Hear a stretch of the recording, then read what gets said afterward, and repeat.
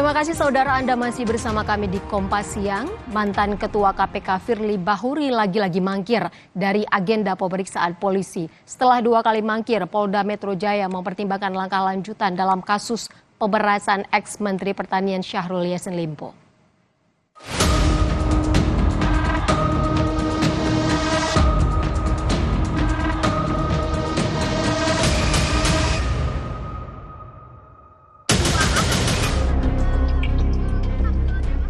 Mantan Ketua KPK Firly Bahuri lagi-lagi mangkir dari agenda pemeriksaan penyidik Polda Metro Jaya. Lewat kuasa hukumnya, Firly memastikan absen dalam pemeriksaan kasus dugaan pemerasan mantan mentan Syahrul Yassin Limpo. Firly absen karena urusan keluarga yang tidak bisa ditinggalkan dan telah menyerahkan surat penundaan pemeriksaan kepada pihak kepolisian.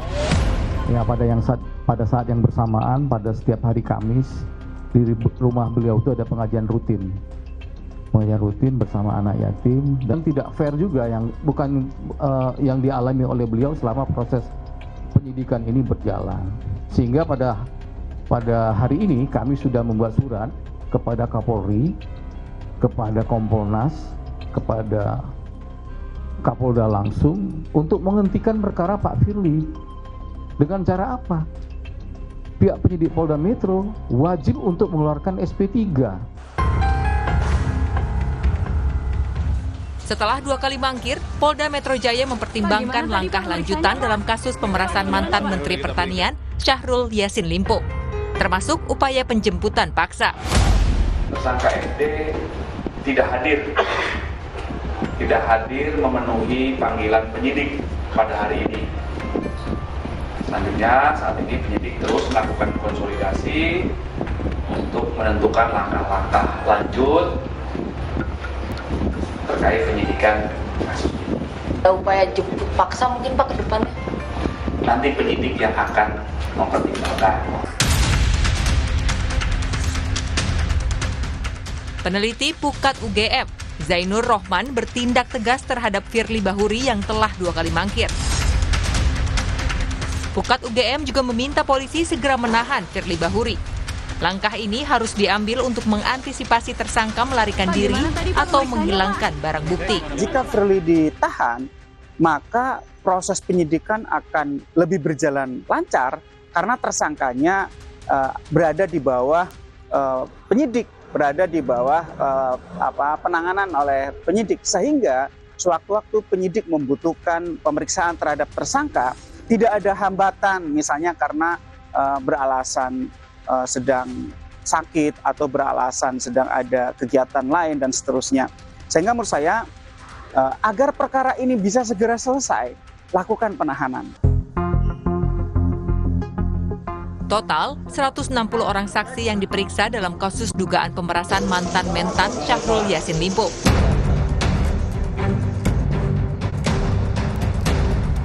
Sejak ditetapkan jadi tersangka pada 22 November 2023, Firly baru 1 kali diperiksa, yaitu pada 6 Desember 2023. 1 tahun lebih menyandang status tersangka, polisi tak kunjung merampungkan berkas kasus dugaan pemerasan dan menahan ex-ketua KPK Firly Bahuri. Tim Liputan, Kompas TV. Kita menuju ke Polda Metro Jaya, sudah bersiap jurnalis Kompas TV Fedriska Ananda. Rizka, polisi bilang ada opsi jemput paksa Firly Bahuri karena berkali-kali mangkir. Bagaimana kelanjutannya?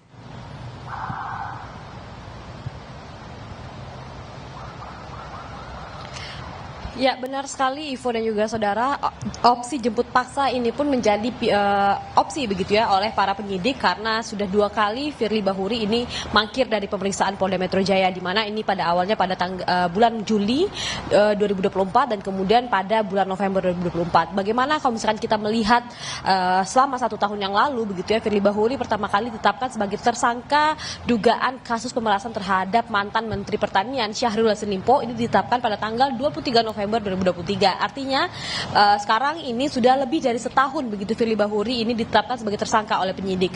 Karena pada masa itu penyidik tidak melakukan penahanan, dinilai Firly Bahuri kooperatif dan juga datang begitu ketika dimintai keterangan oleh penyidik Polda Metro Jaya, dan kemudian namun pada kali ini Firly kembali tidak hadir untuk memenuhi panggilan Polda Metro Jaya dengan alasan urusan keluarga begitu ya. Dan kemudian juga ini pada bulan Juni Firly juga ketika dimintai keterangan oleh Polda Metro Jaya juga tidak menghadiri pemeriksaan penyidik. Karena memang kemudian keseriusan dari penyidik Polda Metro Jaya ini menjadi perhatian publik, dipertanyakan apakah Polda Metro Jaya ini betul-betul dengan serius begitu menangani perkara dugaan kasus pemerasan yang diduga dilakukan oleh Firly Bahuri terhadap mantan Menteri Pertanian. Karena kalau misalnya kita melihat Ivo dan juga saudara, sebanyak 160 orang ini sudah diperiksa sebagai saksi pada kasus ini, dan juga kemudian Firly pun sudah melakukan ataupun menjalani sidang etik di KPK, sehingga memang kemudian opsi jemput paksa ini kemudian menjadi alternatif begitu. Apakah kemudian Polda Metro Jaya akan mengambil tindak tegas ini, kita juga masih menanti hingga saat ini, karena ketika tadi kami mencoba mengkonfirmasi ke Direktorat Kriminal Khusus dari Polda Metro Jaya, ini belum ada keterangan resmi terkait dengan kapan Firly akan dijemput paksa atau bagaimana skema selanjutnya yang akan dilakukan oleh penyidik, karena memang ini merupakan ranah penyidik.